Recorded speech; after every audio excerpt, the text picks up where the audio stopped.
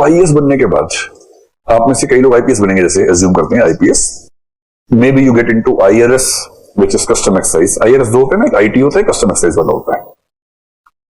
In custom excise you also have some police powers when you are especially in the narcotics। तो क्या होता है कि आपको वहां जाने के बाद ना कोई कानून ठीक से पढ़ना पड़ता है। If you get into IRS IT, आपको एक्सपर्ट बनना है। इनकम टैक्स एक्ट 1961 शायद है, तो उसका एक्सपर्ट बनना पड़ता है। एक्ट इतना है लेकिन उससे केस लो मिला के इतना मोटा हो चुका है। और आईआरएस की ट्रेनिंग का बेसिक मतलब है इनकम टैक्स एक्ट को ठीक से पी जाना है, नहीं तो लोग आपको पी जाएंगे बाद में।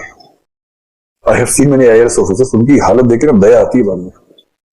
आईआरएस बन गए, बैकग्राउंड क्या है कि मैंने ग्रेजुएशन में फिलोसफी पढ़ी है, great. I know what Shankaracharya said, I know what Nagarjuna said, I know what JS Mill says, I know what John Rawls, Plato, Aristotle says, Socrates say, and I got into IRS, Indian revenue service. Training में मैंने पढ़ाई की नहीं, मैं मौज करता रहा। And the training academy had a moral responsibility to get me passed, so they managed everything, so I could pass the exam।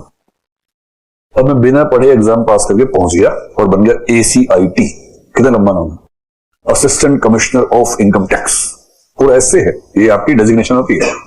This is the first designation that you are given when you come into IRS. अब वहां hero बन के जा रहे हैं, बैठे तो आपके असिस्टेंट ने, who happens to be an income tax officer, ITO। ITO जगह का नाम नहीं होता, मतलब ITO एक ऑफिसर का नाम भी होता है, ऑफिस का भी होता है। तो income tax office is ITO, income tax officer is a designation which is subordinate to IRS officers. वो कह रहे सर 3-4 बहुत क्रिटिकल केसेस हैं, आप सुनने होंगे, आपने केस सुनना होता है। बोले हाँ सर, आप आईआरएस से ट्रेनिंग करके आए ना? हाँ मैं ट्रेनिंग करके आया हूं। तो फिर कह रहे सर कल कोर्ट लगा दें आपकी, एक केस कर ले, 3-4 केस जरूरी है, पेंडिंग है, आप लगा दो।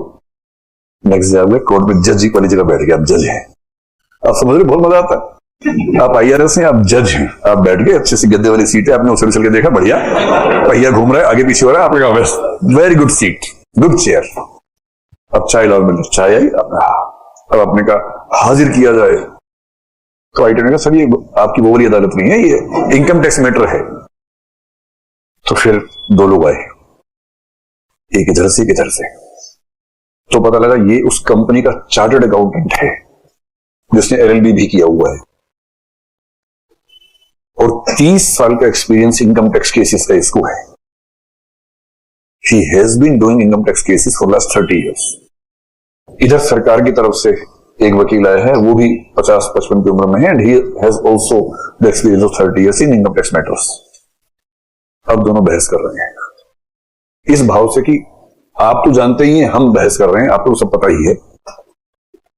कहते हैं sir according to section 80G of the income tax act and the decision given by the supreme court in the matter of 1997, this was ascertained that. आप करें अच्छा, आप कागज पे नोट कर रहे हैं कि भैया इनकम टैक्स एक्ट पढ़ना पड़ेगा। अब तो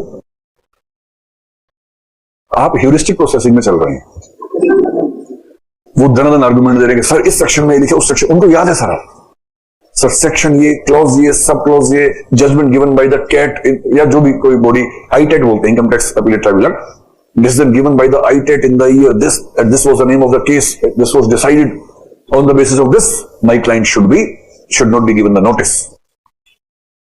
आपको राहत मिली कि हो गया पूरा। आपने मन में सोचा काश मैं ऐसा बोल पाता, और मालिक आप हैं, आप जज हैं। फिर सरकारी वकील ने बोला कि सर बकवास कर रहे हैं, बेकार की बातें हैं, इनकम टैक्स एक्ट का ये क्लॉज जो है ना, इसमें जो बात है वो अप्लाई होगी, यहां पर ये बात अप्लाई नहीं होगी। And if we see the cases this person is quoting are fake cases. See these 3 cases in the income tax act decided by the ITAT and by the supreme court it wrong. आप लोग ये भी अच्छा बोलता है, good, both are good. और दोनों ने बोला काफी देर तक, फिर दोनों मुंह ऐसे करके देख रहे कि आप बोलेंगे कुछ। फिर आपने अपनी आईटी को बुलाया, आपने कहा मुझे ऐसे क्यों देख रहे हैं भाई? उसने कहा सर आप फैसला करेंगे ना? तो आपने उससे पूछा सच में करना पड़ेगा, कोई रास्ता है दूसरा? फिर उसने कहा सर आप 2 दिन की छुट्टी कर दीजिए, आप बोलिए कि next hearing will be done on next Monday. This is the best solution.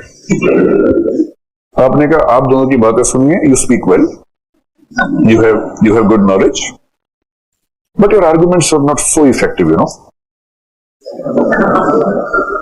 You have studied income tax act superficially, but not at the deep level. So let me think about it. Give me 2 days and then I'll come with the judgment. So the matter is suspended and it will be heard again on Monday. This ये तारीख का नाम बोला. So now you can go. आपको इतना ही आता था बोलना. और जैसी हुए आपने अगरबत्ती जलाई भगवान कहाँ फंसा दिया यार मुझे. ये तो क्या क्या झंझट है. आईटीओ को बुलाया, बोले तू ही मालिक है, लिख जजमेंट लिख जल्दी से. तो ठीक से लिखियो. उसने कैसे ये सब करने की जरूरत नहीं है. जो सीए होते हैं ना, ये वो भी काम कर देंगे. अब एक काम करो, इस मैटर में ये दोनों सीए हैं, 10-15 सीए हमारे पास हैं. एक और सीए को बुलाते हैं, वो लिखेगा जजमेंट आपके लिए. नीचे आपका नाम, आप अंगूठा लगा देना बस. मतलब साइन कर देना, आप बस साइन कर देना. फिर किसी सीए को बुलाया कि भाई साहब फंस गया, कुछ लिखो. सीए ने कहा सर ऐसे लिखते हैं, लिखा बना जजमेंट. फिर कहा सीए साहब किसी को बताना मत बस, है ना. तो सीए कह रहा मैं क्यों बताऊंगा सर, बस हमारा मामला देख लेना थोड़ा सा, आप चिंता मत करो, देख लेंगे, बस आप लिखते रहो वैसे जजमेंट. ऐसी की तैसी हो जाती है. नहीं पढ़ेंगे तो ठीक से ट्रेनिंग में दोनों वकील इस भाव से देखते हैं कि किसको भेज दिया आईआरएस बना के. ऐसे देखते हैं, आपस में बात करते हैं कि हम जिसके सामने बहस कर रहे थे उसे तो रत्ती भर नहीं आता है, ये सुनेगा हमारी बात है, ये जजमेंट देगा. अगर आप ऐसे आईआरएस नहीं बनना चाहते हैं तो ठीक से पढ़ लीजिएगा. आईपीएस है, आईपीसी नहीं पता, सीआरपीसी ठीक से नहीं पढ़ी हुई है, खाली 8 सेक्शन याद किए, उससे काम चल रहा जीवन में. So what I want to say is we should have some basic information about the law of the country.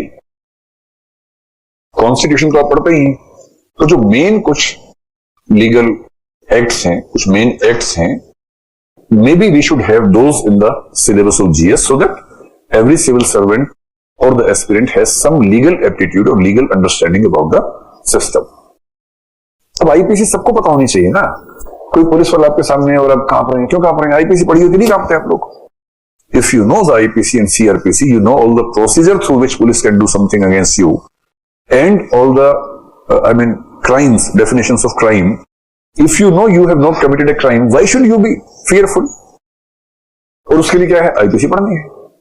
So why shouldn't we include IPC or maybe CRPC और कुछ मेन एक्ट जो होते हैं हमारे देश में चलने वाले, वो अगर होंगे, और may be basic provisions, specifically mention provisions, these 10 provisions from this act, 5 provisions from this act, so that you have a good understanding of the law of the country when you are in the civil services.